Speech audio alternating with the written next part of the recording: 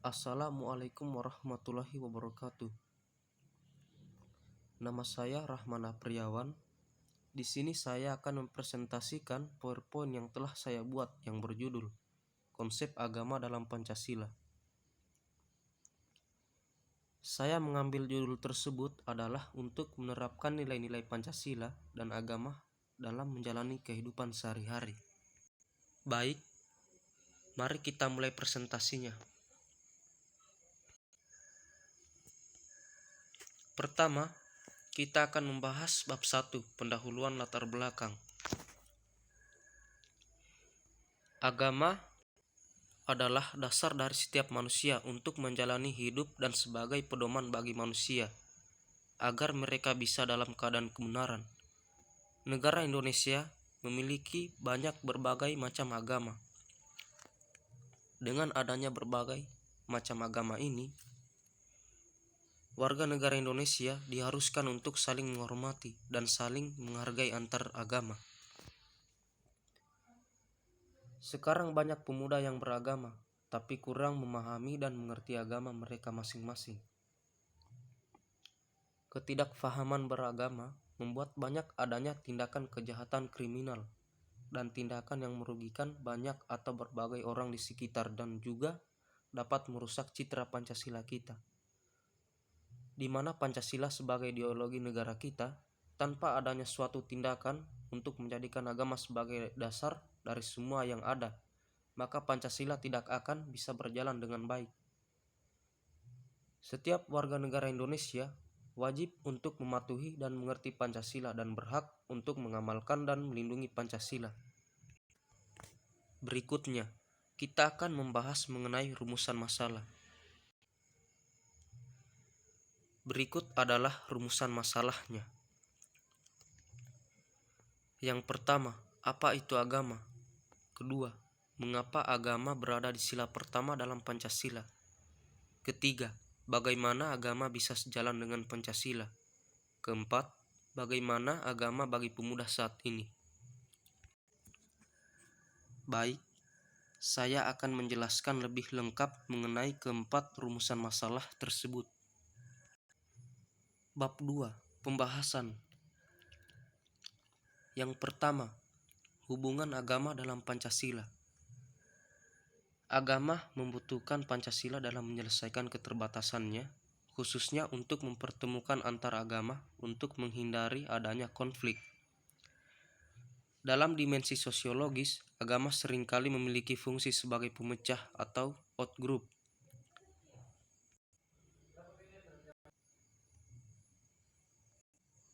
Cacat.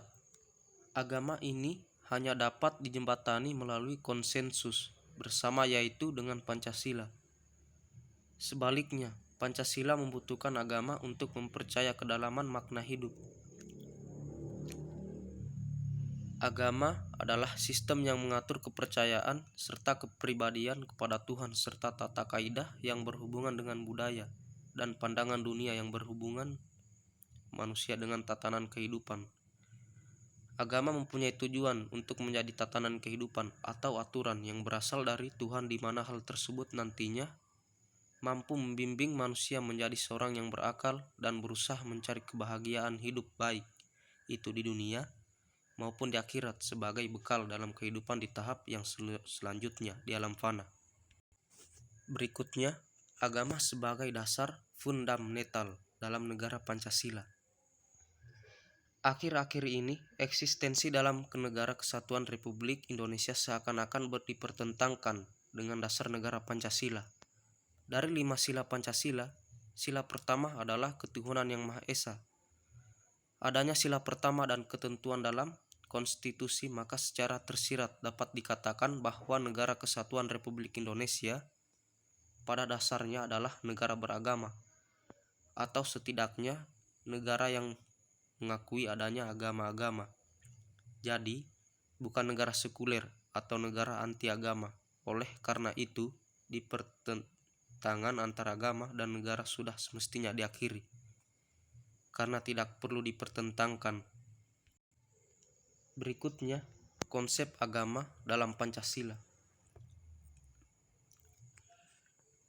Kuatnya faham keagamaan dalam formasi kebangsaan Indonesia membuat arus besar pendiri bangsa tidak dapat membayangkan ruang publik hampa Tuhan. Sejak dekade 1920-an, ketika Indonesia mulai dibayangkan sebagai komunitas politik bersama, mengatasi komunitas kultural dari ragam etnis dan agama, ide kebangsaan tidak terlepas dari ketuhanan etnis secara lengkap. Pentingnya dasar ketuhanan ketika dirumuskan oleh founding fathers negara kita dapat dibaca pada pidato Insinyur Soekarno pada 1 Juni 1945 ketika berbicara mengenai dasar negara, yang menyatakan prinsip ketuhanan bukan saja bangsa Indonesia bertuhan, tetapi masing-masing orang Indonesia hendaknya bertuhan. Tuhannya sendiri, yang Kristen menyembah Tuhan menurut petunjuk Isa Al-Masih, yang Islam menurut petunjuk Nabi Muhammad SAW. Orang Buddha menjalankan ibadahnya menurut kitab-kitab yang ada padanya. Tetapi marilah kita semuanya bertuhan. Hendaknya negara Indonesia ialah negara yang tiap-tiap orangnya dapat menyembah Tuhannya dengan leluasa. Segenap dapat menyembah Tuhannya dengan leluasa, segenap rakyat hendaknya bertuhan. Berikutnya, pemuda sebagai tonggak agama dan wajah bangsa. Peran para pemuda merupakan hal yang sangat penting dalam menciptakan suatu peradaban yang bisa bergerak dalam dua hal, yaitu aspek keagamaan dan kenegaraan. Dua hal yang sangat vital tersebut tidak bisa terlepas dari jiwa seorang pemuda dalam menumbuh kembangkan generasi emas bangsa Indonesia yang menjalankan hidupnya sesuai dengan tatanan agama dan mencintai negara Indonesia sepenuhnya. Mendengar kalimat Bung Karno yang berbunyi, "Berikan aku 1000 orang tua, niscaya akan kucabut semeru dari akarnya. Berikan aku 10 orang pemuda, niscaya aku guncangkan dunia." Kalimat Bung Karno tersebut menggambarkan betapa hebatnya para pemuda dalam membangun bangsa dan negara serta tidak lupa akan ajaran agamanya. Berikutnya, dengan bersatunya semangat dan jiwa para pemuda, rasanya tidak sulit untuk menjadikan bangsa Indonesia menjadi negara yang penuh akan kemajuan dan perkembangan kredibilitas kenegaraan. Bukan hanya soal kemajuan, bangsa Indonesia juga bisa bersaing dengan negara maju lainnya karena negara sangat membutuhkan para pemuda untuk membangun bangsa dan agama secara bersama-sama. Menciptakan sebuah peradaban atau regenerasi bangsa Indonesia merupakan salah satu indikator yang membentuk karakter dan pola kehidupan para pemuda, yang mana para pemuda juga menjadi pion penting dalam ruh kemajuan dan ruh peradaban. Agama juga memberikan istilah pemuda dengan kalimat, "Ketahuilah bahwa di tangan pemudahlah urusan umat dan di kakinya lah kehidupannya." Agama pun juga menaruh harapan buat para pemuda. Agama mencerminkan majunya urusan umat itu di tangan dan kakinya para pemuda. Artinya, apa yang dilakukan pemuda untuk agama pasti akan memajukan agamanya. Pemuda harus memiliki karakter dan akhlak seperti yang telah diajarkan oleh agama. Antara lain, sikap baik kepada orang lain, menyikapi situasi dengan lapang dada, serta menjadi orang yang benar.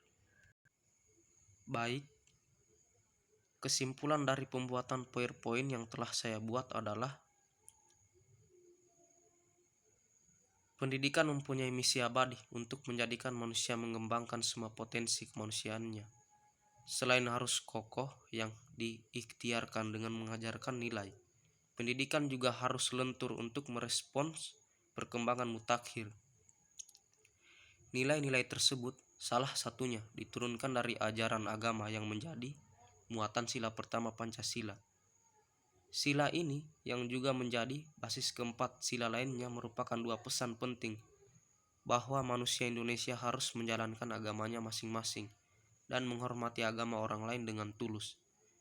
Poin terakhir ini menjadi sangat penting ketika pengalaman kolektif bangsa mencatat bahwa isu agama dapat menjadi pemicu konflik yang mudah dibakar dan membesar.